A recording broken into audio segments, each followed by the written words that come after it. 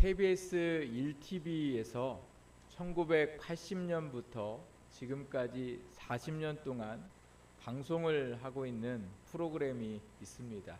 혹시 무슨 프로그램인지 아십니까? 눈치가 빠른 분들은 아실 수 있는데 오늘 설교 제목의 프로그램입니다.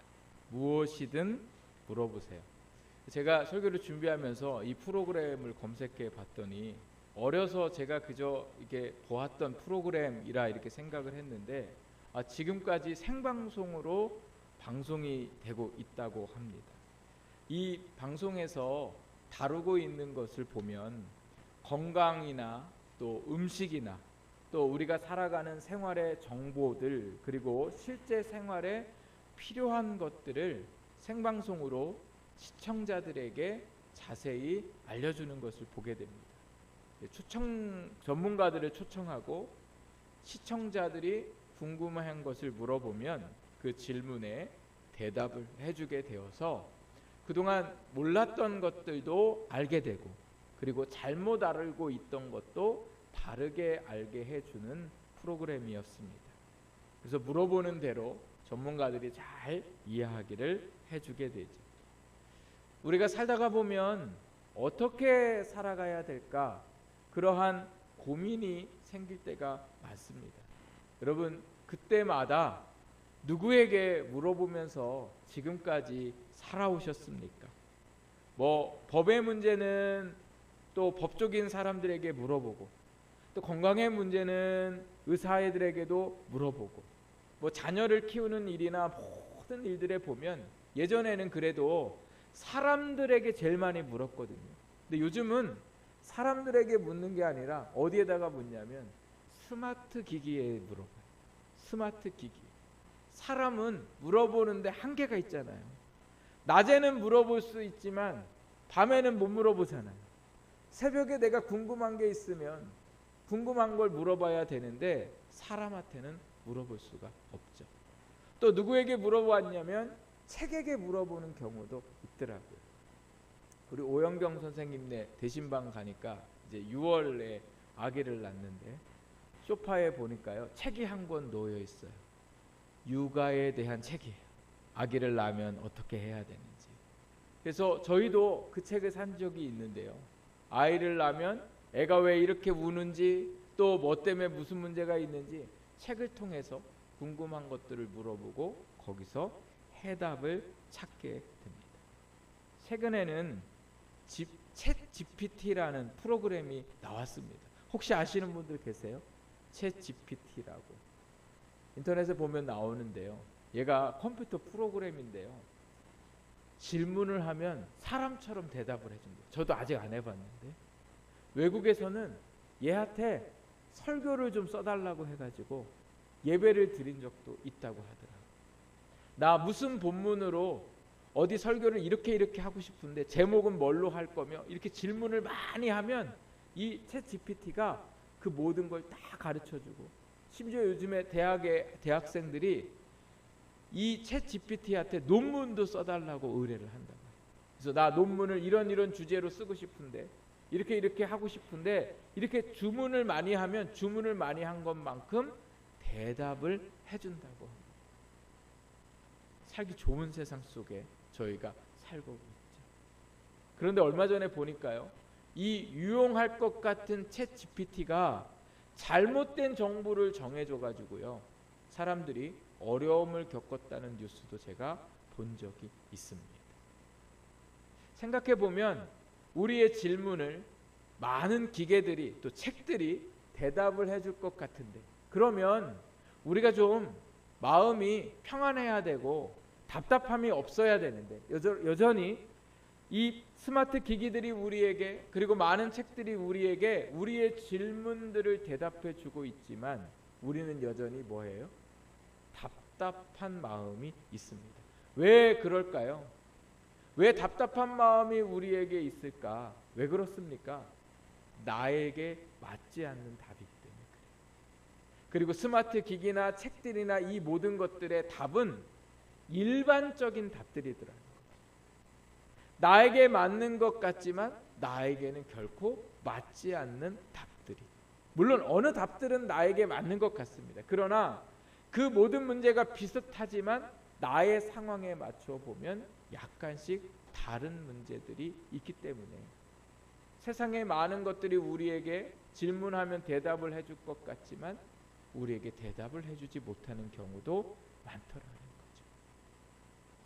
그러다 보니까 사람들이 이렇게 과학이 발달했음에도 불구하고 무당을 찾아가서 무당에게 자기의 미래를 물어보고 앞으로 어떻게 될 건가를 물어보는 그러한 일들이 일어나게 되더라는 거죠. 진짜인지 모르지만 목사님들이 우스갯소리로 어떤 목사님이 개척을 했는데 교회가 성도님들이 너무 안 오니까 너무 답답한 거예요. 그래서 답답해가지고 무당을 찾아갔대잖아요. 내가 왜 이렇게 교회가 안 됩니까? 이게 정말 말도 안 되는 일인 것 같지만 말도 안 되게 사람들이 자기의 인생을 무당에게 묻고 그 무당이 말하는 대답을 믿고 살아가는 것이 오늘 우리의 인생이더라고요. 하나님께서 오늘 우리에게 주신 말씀을 보면 다윗이 왕이 되고 제일 첫 번째 맞는 위기에 대한 말씀이 나옵니다. 그 위기가 무슨 위기였냐면 블레셋의 공격이었습니다. 블레셋과의 전쟁으로 사울 왕이 죽었고 이스라엘은 블레셋의 눈치를 볼 수밖에 없는 상황 속에 있었습니다. 근데 이러한 상황 속에 있는 가운데에 다윗이 이스라엘의 왕이 되었다는 소식을 들으니까 블레셋 사람들이 이 소식을 듣고 가만히 있을 수가 없었습니다. 그 이유가 어디에 있냐면 다윗이 어떤 사람이에요? 블레셋 사람들이 가장 자랑스러워했던 골리앗 장군을 죽인 사람이 바로 다윗이었기 때문에 그런 거죠. 자기들이 허락하지도 않았는데 다윗이 왕이 되고 그리고 다윗이 어떻게 하든 블레셋의 위험이 될 수 있다고 생각했던 이 블레셋 사람들이 사람들을 데리고 와서는 아예 초장에 다윗의 길을 꺾어 놓으려고 공격을 하게 되었습니다. 그것도 오늘 말씀해 보니까 두 번이나 공격을 하게 됐는데 블레셋 사람들이 얼마나 많이 공격을 해왔는지 17절 말씀에 보니까 뭐라고 말씀하고 있냐면 블레셋 사람들이 다 올라왔다 이렇게 말씀하고 있습니다. 다 올라왔다. 그럼 전체 국민이 다 올라왔다는 얘기는 아니고 어떤 의미예요? 그만큼 뭐예요? 많이 올라왔더라.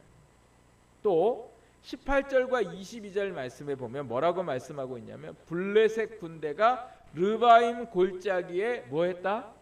가득했다 이렇게 말씀합니다. 그러니까 어마어마한 블레셋 사람의 수가 이스라엘을 공격하려고 이스라엘에게 다가왔더라는 거죠.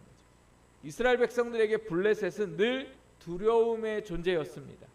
사울왕도 블레셋과의 전쟁 중에 죽었고 블레셋 사람들은 늘 이스라엘 백성들을 괴롭히는 사람이었어요. 그리고 블레셋 안에는 골리앗 장수와 같은 거인들도 많았고 블레셋 사람들이 쓰는 무기는 철로 만든 칼과 창이었습니다. 반면에 이스라엘 사람들은 골리앗 같은 큰 거인과 같은 사람도 없었을 뿐만 아니라 무기도 왕 외에는 칼을 가지고 있지 않았던 시절입니다. 그럼 이스라엘 군대는 뭘 갖고 싸우냐? 농기구 갖고 싸웠어요. 여러분 나무로 만든 무기하고 철로 만든 무기하고 부딪히면 어느 게 이기겠습니까? 당연히 철로 만든 무기를 가진 사람들이 이기겠죠. 그러니 이스라엘 사람들은요 블레셋이라는 이 사람들 자체를 두려워했습니다. 그런데 이렇게 어마어마한 사람들의 군대가 이스라엘 백성과 다윗을 위협했으니 이스라엘 백성들도 두려웠고 다윗도 뭐예요? 걱정되기는 마찬가지였더라는 거죠. 우리는 하나님을 믿으면 문제가 없어야 된다고 생각합니다. 그래서 왜 기도하는데 이런 문제가 생길까? 내가 하나님을 믿는데 왜 내가 이렇게 어려움을 겪어야 할까? 우리는 늘 그것이 고민입니다. 그러나 여러분 하나님을 믿어도 인생은 늘 문제의 연속 속에 살아가게 되더라는 거예요. 다윗도 보세요. 다윗이 어떤 사람이었습니까? 다윗은 하나님께서 내 마음에 맞는 사람이다 이렇게 말씀하세요. 그리고 믿음의 사람이었고 어떤 누구보다도 정말 믿음이 훨씬 높은 사람이 바로 다윗이었습니다. 이러한 다윗도 어려움이 있었고 왕이 되고 나서도 왕이 되면 좀 편안해야 하는데도 불구하고 왕이 되자마자 여전히 문제 가운데 살고 있었던 사람이 바로 다윗이었습니다. 오늘 저와 여러분의 인생도 마찬가지입니다. 우리의 인생은 늘 문제 속에 살아가게 되더라는 거예요. 왜 이런 문제가 있을까? 그 이유는 죄인들의 세상 속에서 살아가고 있기 때문입니다. 그러니까 나는 문제가 없어도 여러분 생각해 보세요. 나는 문제가 없는데 다른 사람들 때문에 내 인생에 문제가 있습니까? 없습니까? 있어요. 그 이유가 뭐예요? 죄인들과 함께 살아가기 때문에 그래요.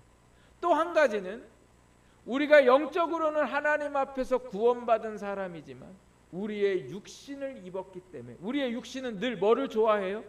죄를 좋아하고 육체적인 것을 좋아하기 때문에 우리의 인생은 여전히 뭐예요? 문제 속에 살아갈 수밖에 없습니다. 그래서 여러분 오늘 우리가 인생을 살아가면서 문제를 만날 때마다 오늘 우리가 중요하게 생각해야 할 것은 문제가 아닙니다. 내 안에 어떤 문제가 일어나는 것이 내 인생에 중요한 게 아니라 우리가 중요하게 생각해야 할 것은 우리의 인생의 문제 속에 역사하시는 하나님이 계시다는 거예요. 그게 믿음의 사람이에요. 믿음의 사람이 문제 있는 인생 속에서 다른 게 뭐냐?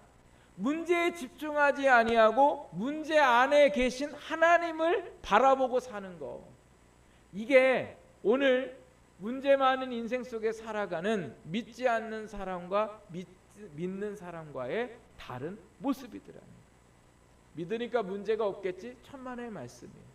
믿어도 문제는 엄청나게 많습니다.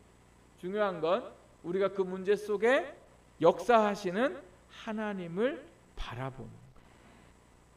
그런데 여러분 아무나 하나님이 그 문제를 해결해 주시지는 않더라는 거예요. 하나님이 어떤 사람의 문제를 그럼 해결해 주실까? 오늘 말씀을 보면 하나님께서 다윗의 문제를 해결해 주고 계시죠. 다윗이 어떻게 해서 하나님으로부터 그 인생의 어려운 문제를 해결받을 수 있었을까? 많은 블레셋 군대들이 공격했을 때에 이스라엘이 두려워했습니다.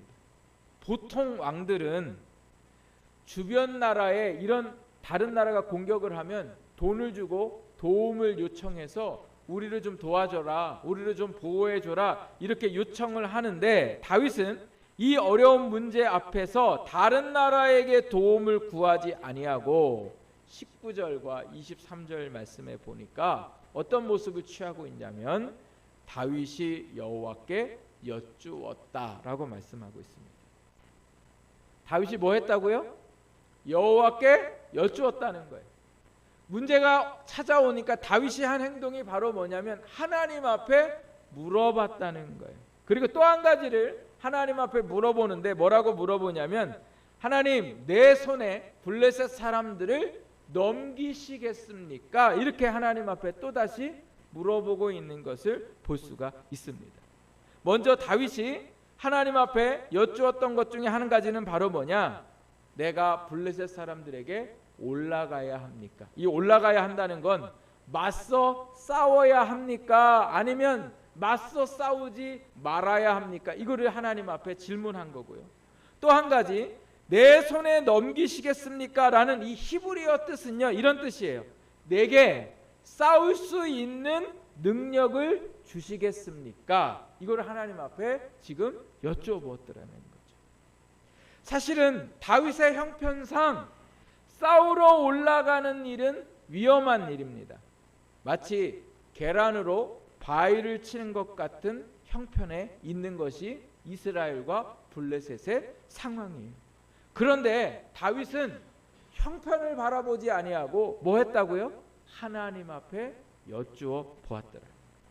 그리고 하나님께 질문을 하고 하나님의 질문에 대답을 기다렸어요. 그래서 하나님이 올라가라 하시면 계란으로 바위를 치려고 하는 일이지만 다윗은 그 말씀에 순종하려고 했더라는 거예요.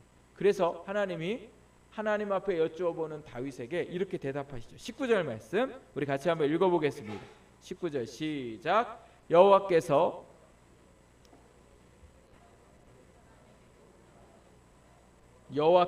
다윗에게 말씀하시되 올라가라 내가 반드시 블레셋 사람 내 손에 넘기리라 하신지라. 우리 한 번 더 다시 읽겠습니다. 시작. 다윗이 여호와께 여쭈어 이르되 내가 블레셋 사람에게로 올라가리이까 여호와께서 그들을 내 손에 넘기시겠나이까 하니 여호와께서 다윗에게 말씀하시되 올라가라 내가 반드시 블레셋 사람을 내 손에 넘기리라 하신지라. 아멘.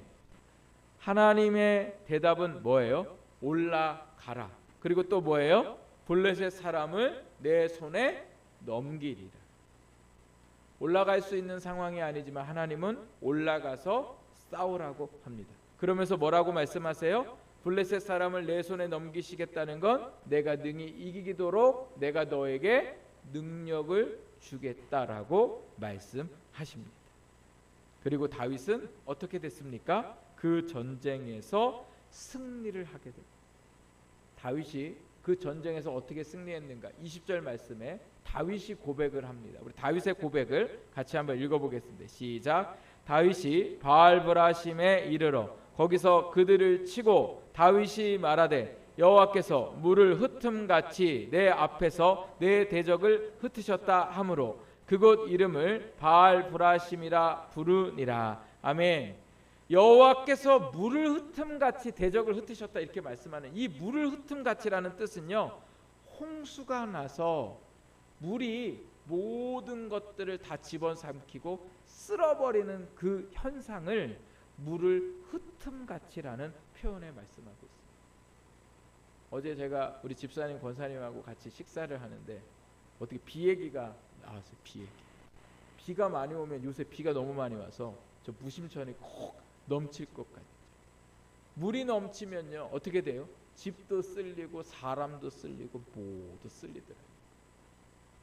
이스라엘과 블레셋 사람들이 싸우면 블레셋 사람들에게 쓸려야 되는데 오늘 다윗이 하나님 앞에 질문했을 때에 오히려 그 전세가 역전이 되어서 하나님이 이스라엘 백성들을 통하여 누구를 쓸어버리셨어요? 블레셋 사람들을 쓸어버리셨더라는 거예요. 어떻게 해요? 다윗이 하나님 앞에 그 어려움 속에 뭐 했기 때문에요? 여쭈어 보았기 때문에.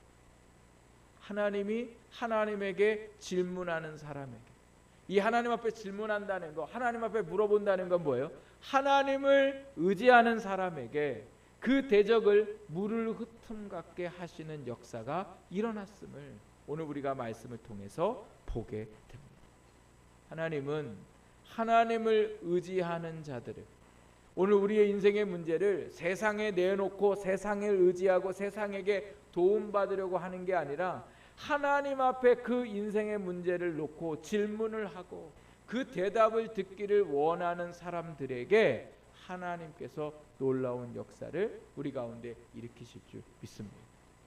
오늘 혹시 이 자리에 올라가야 할지 내려가야 할지 고민하고 계신 분이 있다면, 도전을 해야 할지 멈추어야 할지 고민하고 계시는 분들이 있다면 오늘 하나님 앞에 질문을 하시고 오늘도 그 대답을 들으시기를 바랍니다. 포기하지 말고 믿음으로 올라가시기 바랍니다. 내가 뭐를 가지고 있는 것이 중요한 게 아니라 그분이 올라가라 하시면 오늘도 우리가 뒤로 물러섬 없이 올라가는 신앙이 될 때에 하나님께서 우리 앞에 놓여 있는 모든 어려움들을 물을 흩음같이 역사하실 줄 믿습니다. 올라가는 것은 하나님의 말씀에 순종하는 겁니다. 올라가는 것은 용서하고 사랑하고 헌신하는 겁니다. 올라가는 것은 참고 인내하는 것이 올라가는 겁니다. 오늘도 하나님은 우리에게 올라가라 말씀하세요. 오늘도 여러분의 인생에 내가 포기해야 될까 말아야 될까, 내가 뭔가를 하고 싶은 마음이 하나님이 내게 감동을 주셨는데 내가 해야 될까 말아야 될까 고민 중에 있다면 오늘 여러분 믿음으로 올라갈 수 있는 저와 여러분이 되기를 주님의 이름으로 축복합니다. 이렇게 하나님이 다윗이 하나님 앞에 물었을 때에 첫 번째 군대와 싸워 승리하게 하셨는데 다윗에게 패한 블레셋이요 그래도 뭐예요? 다윗을 포기하지 않고 오늘 말씀에 다시 보니까 뭐예요? 다시 군대를 데리고 다윗을 공격하러 왔더라.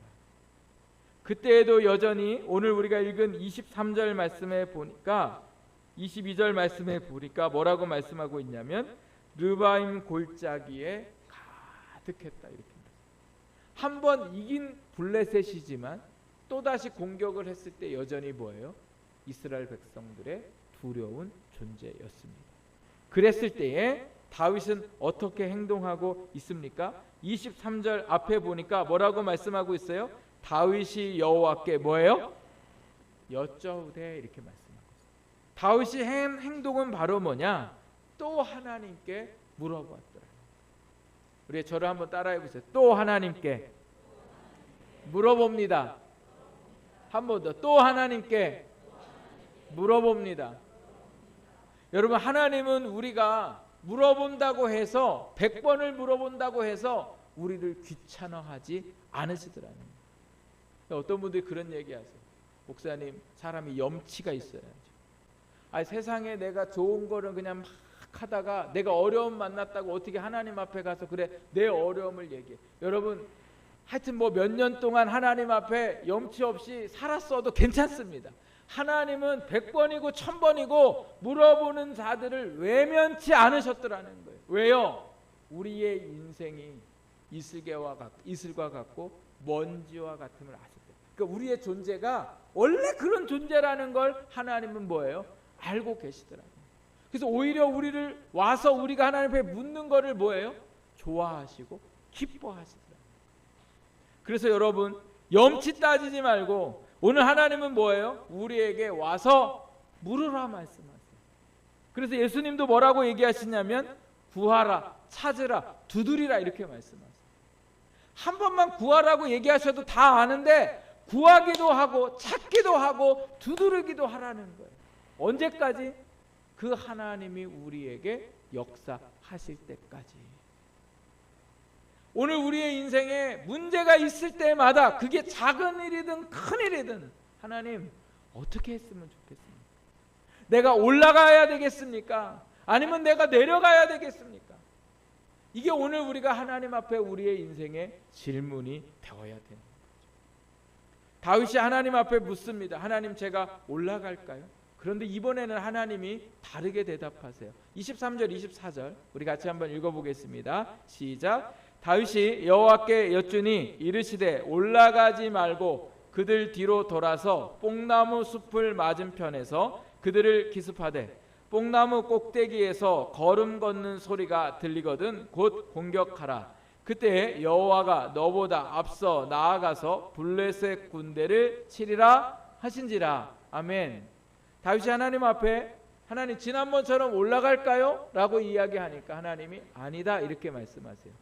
그런데 오늘 말씀해 보니까 새로운 장소가 등장하는데 르바임 골짜기에 아마도 뽕나무 나무들이 많았던 것 같습니다. 근데 하나님이 뭐라고 얘기하세요? 올라가지 말고 그들 뒤로 돌아서 뽕나무 숲을 맞은편에서 그들을 뭐하되? 기습하되. 그럼 언제 기습해야 되냐? 하나님이 아주 자세하게 말씀하세요. 뽕나무 꼭대기에서 걸음 걷는 소리가 들리거든 공격하라. 그러면 다윗이 해야 할 게 뭐예요? 뽕나무 숲에 들어가서 하나님께서 말씀하신 대로 뽕나무 꼭대기에서 소리가 들리는 것을 들어야 되는데 하나님이 들려주실 때까지 뭐하고 있어야 돼요? 기다려요. 우리 신앙생활 하면서 힘든 이유 중에 하나가 기다림. 남들은 잘 응답해 주시는 것 같고 금방금방 말씀해 주시는 것 같은데 나는 왜 말씀 안 하시는지 그 시간이 오래 기다리게 하실 때가 많더라는 거죠. 그래도 오늘 우리가 하나님 앞에 질문했다면 그 하나님이 기습하라고 말씀하실 때까지 우리는 뭐 하고 있어야 돼요? 기다려요. 기다릴 때에 하나님이 뭐라고 얘기하세요? 여호와가 너보다 앞서 나가 블레셋 군대를 뭐 하겠다? 치겠다. 하나님 기다리면 시간이 얼마입니까? 하나님 기다리면 돈이 손해가 얼마입니까? 하나님 기다리면 남들이 다 가져가요. 이렇게 오늘 우리가 생각할 수 있지만 우리가 기다리는 동안 누가 나아가서 역사하신다고요? 하나님. 기다리면 손해가 아닙니다. 기다려야 돼요. 왜요? 우리는 모르지만 하나님의 놀라운 역사가 그 안에 일어나기 때문에 그렇습니다. 근데 여러분 제가 말씀을 준비하면서 이 말씀에 하나하나 또 깨달은 게 바로 뭐냐면요. 이 뽕나무라는 뜻이 히브리어로 무슨 뜻이냐면 애통하다라는 뜻이에요. 그러니까 뽕나무 숲에 들어가서 하나님이 다윗에게 하나님의 음성을 들려줄 때까지 기다리라고 하신 이 말씀의 의미는 뭐냐? 뽕나무 숲에 가서 애통하는 마음으로 기도하며 뭐 하라는 거예요? 기다리라는 거예요. 여러분 그냥 기다리는 게 아니라 어떻게 기다리라고요? 기도하며. 근데 그 기도가 그냥 기도가 아니라 어떻게 하며요? 애통하며. 여러분 오늘 우리의 인생의 문제를 놓고 애통하며 하나님이 우리에게 사인을 주실 때까지 다윗이 뭐 하고 있어요? 기다렸더라고요. 얼마나 애통하며 다윗이 오랫동안 기도했는지는 알 수 없지만 다윗은 하나님의 말씀을 믿고 그 숲에 들어가서 이 싸움의 문제를 놓고 애통하며 기도했더라. 간절히 하나님 앞에 기도할 때에 하나님께서 다윗에게 승리를 주셨습니다. 여러분 뽕나무 얘기하면 누가 제일 많이 생각납니까? 네, 삭개오. 삭개오가 누가복음 말씀에 보면 예수님을 너무 보고 싶어요.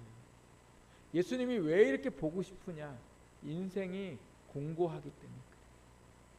너무너무 인생이 괴롭고 힘들어서 삭개오가 예수님을 보러 갔는데 삭개오는 키가 보통 사람보다 작아서 그 작은 이유 때문에 예수님을 볼 수도 없었지만 사람들이 삭개오에게 뭐예요? 예수님을 볼 수 있는 자리를 내어드리지 않게 되죠. 그래서 어떻게 됐습니까? 삭개오가 포기했습니까? 뽕나무로 올라갔다. 우리는 그냥 말씀을 보니까 뽕나무로 올라가는 게 별로 아닌 것 같았지만 여러분 나무 올라가 보신 적 있어요? 특히 키 작은 사람이 그 뽕나무에 올라간다는 거 여러분 여간 어려운 일이 아닙니다. 사다리를 갖다 놓고 올라간 것도 아니고 누구의 도움도 아니고 어떻게 올라갔겠습니까? 길을 쓰고 올라갔겠죠. 어떻게든 예수님을 보려고 하는 그 마음 하나로 그 곳에 올라가다 떨어지고 올라가다 떨어지면서 삭개오가 그 나무로 올라갔다는 거예요. 이게 바로 뭐예요? 애통하는 자의 모습이라는. 하나님은 오늘 우리의 인생 속에 우리의 모든 삶의 질문에 대답해 주십니다. 그러나 그 대답이 때로는 뭐예요? 늦을 때가 있어요. 늦으면 오늘 우리가 뭐예요? 애통하며 하나님 앞에 기다리고 나아갈 때에 하나님께서 그 속에 역사하시더라는 거예요. 역대하 16장 말씀에 보면 유다 왕 아사라는 왕이 나옵니다. 이 아사라는 왕이 되었을 때에 북이스라엘에 있는 바아사 왕이 유다를 공격하러 내려옵니다. 같은 민족이었죠. 마치 저희 지금 북한과 저희 나라와 관계 속에 저 북한이 저희 나라를 공격하러 내려옵니다.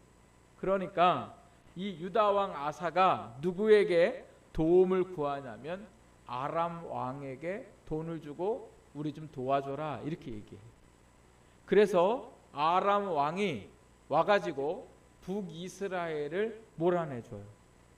다시 나라가 화평해졌는데 이때 하나님께서 선지자 하나니아라는 사람을 보내서 이 왕에게 뭐라고 얘기하냐면 왜 하나님을 의지하지 않고 왕을 의지했냐, 아람 왕을 의지했냐 이렇게 이야기하면서 이제 너희가 아람 왕 때문에 평안해졌지만 앞으로 너희가 아람 왕 때문에 어려워질 거라. 이렇게 얘기해요. 그리고 나서 하나님이 선지자들을 통하여 역대하 16장 9절에 이렇게 말씀하는데, 여러분 앞을 보시고 우리 같이 함께 이 말씀을 함께 읽어보겠습니다. 시작. 온 땅을 두루 감찰하사 전심으로 자기에게 향하는 자들을 위하여 능력을 베푸시나니 이 일은 왕이 망령 때에 행하였은즉 이후로부터는 왕에게 전쟁이 있으리다 하매. 아멘. 여러분, 여호와의 눈은, 하나님의 눈은 누구를 감찰하고 계신데요? 전심으로 하나님을 향하는 자들에게. 우리가 우리의 인생의 전쟁 속에 나가서 싸울 일도 없습니다. 하나님이 우리에게 요구하시는 건 뭐예요? 전심으로 하나님을 의지하고 우리의 인생의 문제를 하나님 앞에 물어보고, 이 자에게 하나님이 뭐예요? 능력을 베푸십니다. 오늘 찬양대가 복음을 찬양했어요. 여러분, 이게 바로 뭐예요? 복음이에요. 우리가 싸워 나가는 게 아니라 하나님이 우리에게 뭐예요? 행하신. 우리가 해야 할 일은 뭐예요? 그분을 믿고 그분을 의지하는. 오늘 우리의 숱한 인생의 문제들이 많습니다. 그 문제들을 하나님 앞에 물어보고 하나님을 의지하고 나갈 때에 하나님이 반드시 그들 안에 역사하십니다. 저희가 지난 3월부터 대신방을 시작을 했습니다. 대신방을 시작을 했을 때에 어느 권사님 댁을 제가 신방을 하니까 권사님이 기도 제목을 내놓으셨어요. 목사님, 우리 딸이 경기도에 사는데 우리 딸이요 집을 샀는데 집이 팔아줘야 되는데 집이 안 팔려요. 이자가 너무 많이 나가서 이게 어떻게든 잘 살아보려고 했다가 너무 어려워요. 그래서 이 집이 좀 팔리도록 기도해 주세요. 근데 여러분, 지금 경기도에는 집이 내놓은 게 많지 팔리는 게 별로 없대요. 그렇게 시간이 지났는데요, 지난 토요일에 권사님이 저한테 목사님, 우리 딸 집이 팔렸어요.